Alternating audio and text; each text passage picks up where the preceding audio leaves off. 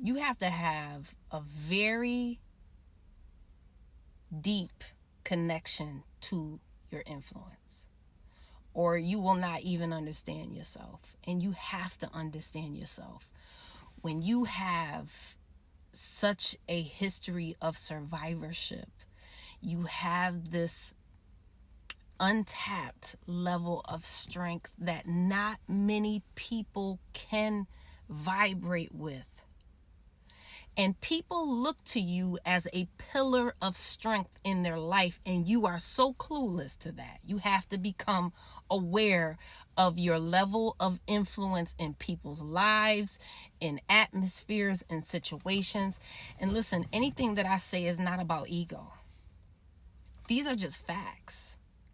That people look to you for this connection, and when they feel the connection is fuzzy or they don't have it, they're off put.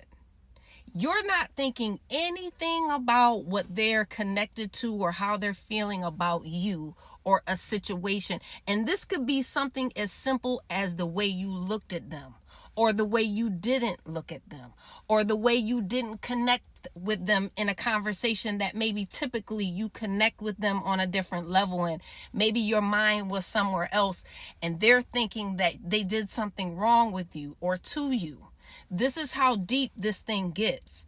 We have to have compassion for the level of influence that we have in people's lives and the leadership that God has blessed us with. We have to. Because typically, if somebody thinks that they have misfire with you in some way, we get defensive. And it's like, well, hold up. What are you saying? We have to understand how people view us, how people view you and what they look to you for. God has blessed you with this thing, this anointing, this ability to be able to connect with people and infuse strength and motivation and inspiration into their lives. And when they feel that that is lost, they're not themselves. They are very off put.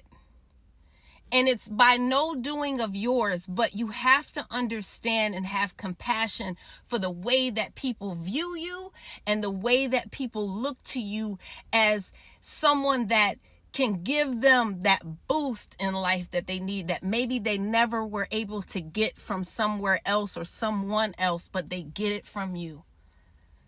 You are a special someone that God has given special sauce to, that's able to just make people feel better about their lives and about where their lives are headed.